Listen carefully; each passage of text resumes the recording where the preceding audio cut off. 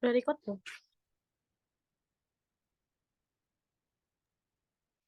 Assalamualaikum warahmatullahi wabarakatuh. Selamat malam. Di sini kami akan mempresentasikan analisis PT Pos Indonesia dalam menghadapi arus teknologi sebagai tantangan eksternal, di mana kelompok kami beranggotakan saya sendiri Dewi Larasakti, ada Anggun Desta Fitriana, Kanza Azahra, Galuh Anindya, Resti, Julia, dan Amanda Aisyah. Oke, langsung saja. Eh, yang pertama akan dijelaskan oleh Resti. Oke, baik. Terima kasih banyak Dewi. Selanjutnya kita akan masuk dalam latar belakang. Latar belakang dari permasalahan tantangan eksternal yang akan dihadapi oleh PT Pos Indonesia. Seperti yang kita tahu nih sekalian bahwa pada saat era saat ini di mana 4.0 yang mana teknologi sangat pesat sehingga menjadikan perusahaan-perusahaan konvensional pastinya juga mengalami perubahan dan juga menghadapi berbagai macam tantangan eksternal. Mau tidak mau, PT Pos Indonesia pun terimbas dari adanya pesatnya teknologi. Hal tersebut membawa PT Pos Indonesia untuk terus melakukan upaya serta juga cara-cara strategis agar bisa memantapkan eksistensinya di tengah pesatnya teknologi yang ada saat ini. Nah, kali ini pada kesempatan kali ini kelompok kami akan mengulik dan mencari tahu apa saja upaya dan juga peran maupun strategi yang dilakukan PT Pos Indonesia untuk mengetahui bagaimana PT Pos Indonesia menghadapi tantangan eksternal yang selanjutnya akan dijelaskan oleh rekan saya. Terima kasih. Kemudian tentang teori yang kita gunakan adalah tantangan eksternal dan arus teknologi. Jadi tantangan eksternal itu umumnya merujuk pada kesulitan, hambatan, atau masalah yang berasal dari luar dan mempengaruhi individu, organisasi, atau sistem. Jadi singkatnya, tantangan eksternal ini adalah tantangan yang berasal dari lingkungan luar dari suatu entitas dan kemudian hal-hal luar tersebut mempengaruhi individu, organisasi atau sistem. Tantangan ini dapat berupa uh, dalam bisnis, politik maupun teknologi. Kemudian ada arus teknologi. Jadi arus teknologi ini merujuk pada perkembangan dan perubahan yang terjadi dalam bidang teknologi, mencakup adopsi, inovasi, dan juga peningkatan teknologi yang mempengaruhi berbagai aspek kehidupan manusia, bisnis, juga masyarakat. Nah, arus teknologi juga merujuk pada tren besar seperti kecerdasan buatan, Internet of Things, artificial intelligence, dan teknologi lainnya. Nah, seperti yang sudah dijelasin Resti tadi, kita tengah mengalami era revolusi industri 4.0 yang ditandai oleh kemajuan teknologi. Kemudian, hal tersebut berkaitan erat dengan Internet of Things atau IoT dan pertama kali dikenalkan pada Hannover Fair pada tanggal 4 sampai 8 April 2011. Istilah Industry 4.0 awalnya diusulkan oleh pemerintah Jerman sebagai upaya untuk mendorong kemajuan sektor industri ke tingkat berikutnya melalui penerapan teknologi. Next.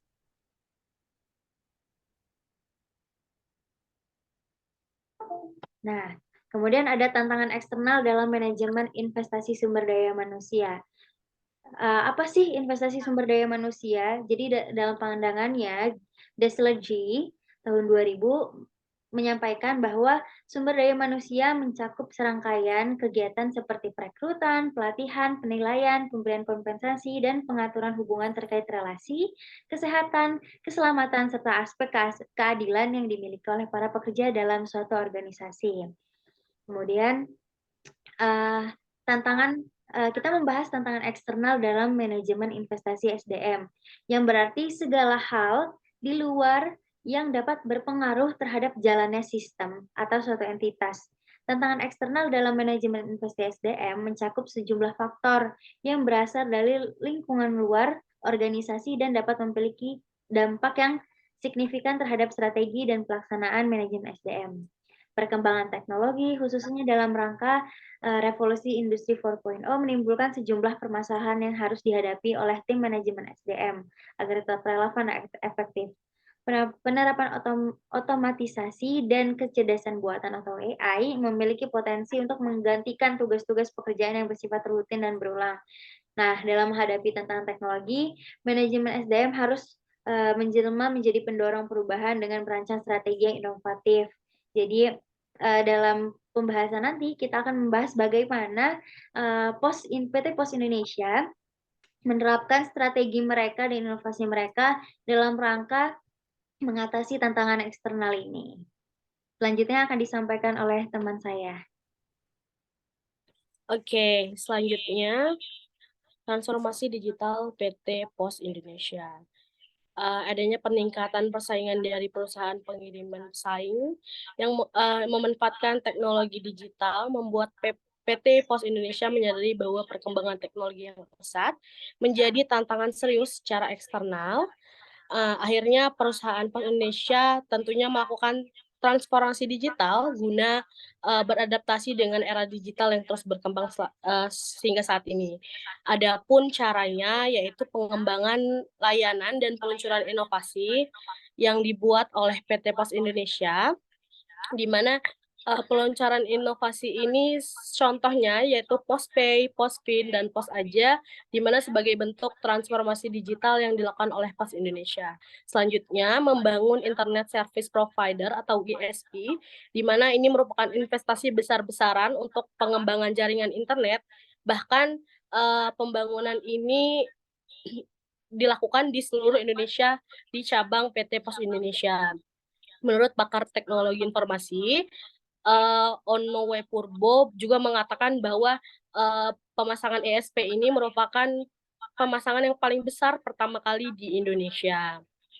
Selanjutnya, PT Pos Indonesia membangun sentral pengolah data di Jakarta Timur guna meningkatkan keamanan dan keandalan dalam data perusahaan untuk mendukung yang pengembangan layanan dan peluncuran inovasi baru dari PT Pos Indonesia. Selanjutnya, pelatihan dan pengembangan kualitas SDM berbasis teknologi. PT Pos Indonesia tentunya berkomitmen untuk melakukan pelatihan dan pengembangan karena sebagai peningkatan kualitas sumber daya manusia. Oke, next.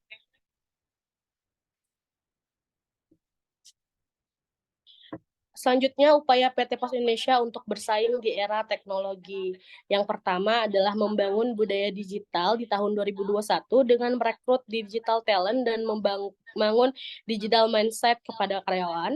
Yang kedua, mendorong karyawan untuk menumbuhkan kesadaran dan kemauan untuk belajar dengan mengadakan center of learning yang bersifat self-centered learning. Yang ketiga, melakukan program pengembangan yang bertujuan untuk mempersiapkan bibit-bibit unggul pemimpin perusahaan. Salah satu contoh programnya adalah menyelenggarakan ADP atau Accelerate Development Program dan LDP atau Leadership Development Program. Yang keempat, membuat manpower planning yang sesuai dengan perkembangan yang ada. Yang kelima, berfokus pada bisnis, simplifikasi birokrasi, dan sentralisasi fungsi support. Dan yang terakhir adalah menerapkan sentralisasi dan digitalisasi human capital service yang bertujuan untuk meningkatkan employee experience. Selanjutnya akan dilanjutkan oleh rekan saya. Oke, baik. Di sini saya akan memaparkan tentang strategi bersaing PT Pos Indonesia dalam menghadapi arus teknologi. Oke, dalam upayanya untuk tetap eksis di tengah persaingan layanan jasa yang semakin marak dan ditambah juga dengan teknologi, teknologi membuat PT Pos Indonesia harus memiliki strategi yang tepat. Nah, salah satu strategi yang dibentuk oleh PT Pos Indonesia adalah meluncurkan aplikasi Q-Posin Aja. Nah, Q-Posin Aja ini merupakan aplikasi yang berfungsi untuk memudahkan masyarakat dalam memenuhi kebutuhan pengiriman ataupun penerimaan barang yang dapat dilakukan masyarakat hanya dengan melalui handphonenya. Aplikasi ini memudahkan masyarakat untuk mengakses layanan jasa pengiriman secara digital.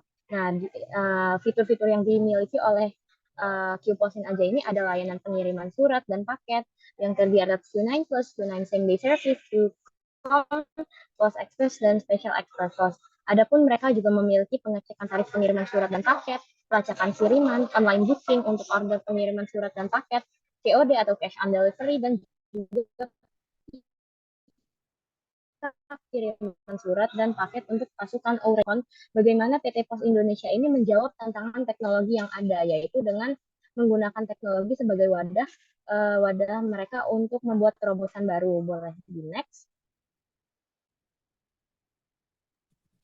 Oke, untuk aktor-aktornya sendiri yang terlibat dalam bangkitnya Pos Indonesia ini, kita bisa lihat ada 6 aktor. Yang pertama yaitu pemerintah Indonesia. Nah, di mana pemerintah Indonesia ini merupakan salah satu sumber utama dari adanya Pos Indonesia ini, karena seperti yang kita ketahui Pos Indonesia sendiri memang merupakan bagian dari Badan Usaha Milik Negara atau BUMN. Yang kedua yaitu ada Pos Indonesia. Pos Indonesia ini, manajemen Pos Indonesia ini merupakan aktor di balik pengambilan keputusan serta eksekutor utama dalam transformasi teknologi layanan Pos Indonesia. Lalu yang ketiga ada PT Telepas Indonesia Tbk, adalah salah satu anak perusahaan dari PT M-Cash Integrasi, yang mana ini juga membantu Pos Indonesia dalam membuat peningkatan pelayanan kepada masyarakat. Lalu yang ketiga ada Telkom, yaitu membantu peningkatan teknologi dan bisnis Pos Indonesia. Yang mana dan kedua adalah Telkomsel, yang mana keduanya adalah sama-sama bagian dari BUMN. Keduanya bersepakat untuk meningkatkan teknologi. Lalu yang kelima ada karyawan Pos Indonesia sendiri, tidak kalah dengan investor yang kerjasama dengan Pos Indonesia. Karyawan Pos Indonesia juga merupakan aktor penting dalam mencapai target digital seperti saat ini. Lalu yang keenam, pelanggan, karena jika tidak ada pelanggan, maka Pos Indonesia akan stuck perkembangannya dalam segi apapun termasuk teknologi. Boleh dilanjut oleh rekan saya selanjutnya.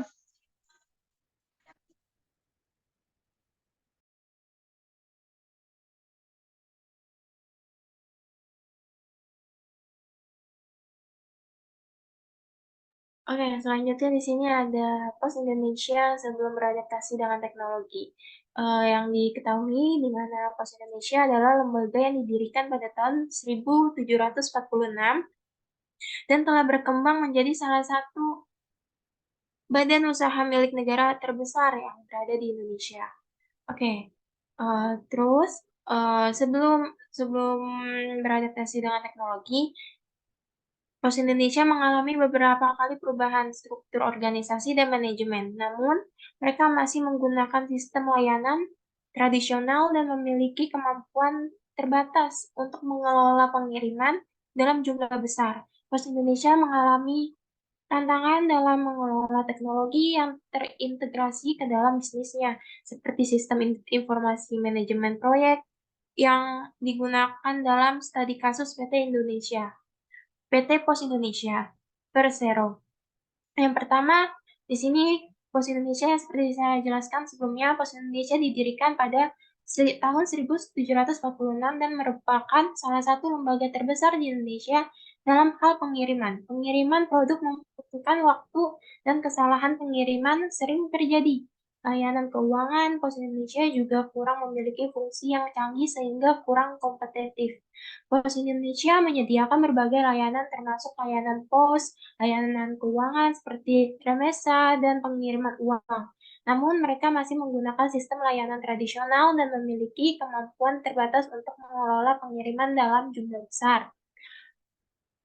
Dan Pos Indonesia juga mengandalkan sistem manual dalam menjalankan aktivitasnya. Sistem manual ini mempunyai berbagai keterbatasan, antara lain efisiensi dan efektivitas rendah. Yang kedua, sulit dikendalikan seperti kesulitan dalam memantau akan mengontrol proses pengiriman barang. Dan yang terakhir, sering ada kesalahan faktor manusia seperti human error atau faktor teknis seperti kerusakan peralatan. Selanjutnya, Pos Indonesia setelah beradaptasi dengan teknologi. Di era tahun 2017, Pos Indonesia mulai beradaptasi dengan teknologi. Penyesuaian ini dilakukan untuk meningkatkan kualitas layanan dan daya saing Pos Indonesia. Salah satu langkah Pos Indonesia adalah mengembangkan layanan berbasis teknologi. Pos Indonesia juga melakukan modernisasi infrastruktur. Pos Indonesia telah membangun pusat penyortiran otomatis dan pusat logistik mutakhir. Pos Indonesia memanfaatkan teknologi informasi dan komunikasi untuk meningkatkan produktivitas dan daya saingnya di dunia. Dan di sini ada beberapa yang telah ditingkatkan oleh Pos Indonesia setelah beradaptasi dengan teknologi. Yang pertama ada peningkatan produktivitas, yang kedua meningkatkan kualitas pelayanan, yang ketiga ada pengembangan sumber daya manusia, Yang keempat ada pengembangan jaringan transportasi, dan yang terakhir ada pelayanan digital. Nah, dari sebelum dan sesudah beradaptasi itu juga memiliki hasil. Hasil adaptasi dari Pos Indonesia itu terhadap teknologi menunjukkan hasil yang positif. Layanan Pos Indonesia kini menjadi lebih cepat, efisien, dan terjangkau. Berikut ada beberapa hasil adaptasi Pos Indonesia yang terhadap teknologi. Yang pertama, peningkatan kecepatan pengiriman, yang kedua peningkatan efisiensi, dan yang terakhir ada peningkatan daya saing. Oke, selanjutnya. Oke, jadi telah dijelaskan oleh beberapa teman saya sebelumnya, di sini saya akan menjelaskan kesimpulannya. Pada tantangan eksternal yang dilalui oleh Pos Indonesia ini memiliki upaya dan strategi di dalamnya yang berupa pembaruan teknologi terhadap perubahan zaman terhadap persaingan. Dalam tantangan eksternal yang dihadapi oleh Pos Indonesia ini sendiri terjadi pada perubahan tenaga kerja, yang mungkin tadinya manual menjadi lebih berinovasi. Dan ini juga membuat tenaga kerja yang ada di Pos Indonesia melakukan sebuah pelatihan. Tantangan ekonomi dan persaingan ini membuat Pos Indonesia melakukan kerjasama dengan pemerintah, sebagaimana Pos Indonesia ini merupakan perusahaan yang terikat dengan pemerintah atau bisa disebut dengan BUMN.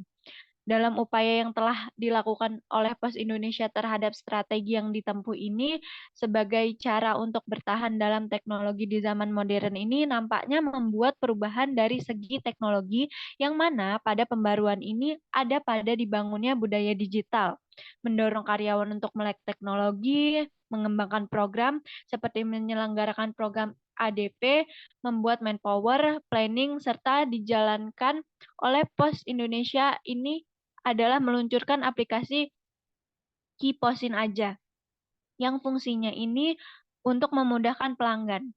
Dalam mengatasi tantangan eksternal yang dilakukan oleh Pos Indonesia telah menemukan titik keberhasilan pada capaiannya dalam mengadopsi teknologi seperti meningkatkan efisiensi dan dapat menyaingi produk jasa lain dalam bidang teknologi. Oke, mungkin itu saja presentasi yang kami sampaikan. Lebih kurangnya, mohon maaf. Wassalamualaikum Halo, Manis. warahmatullahi wabarakatuh.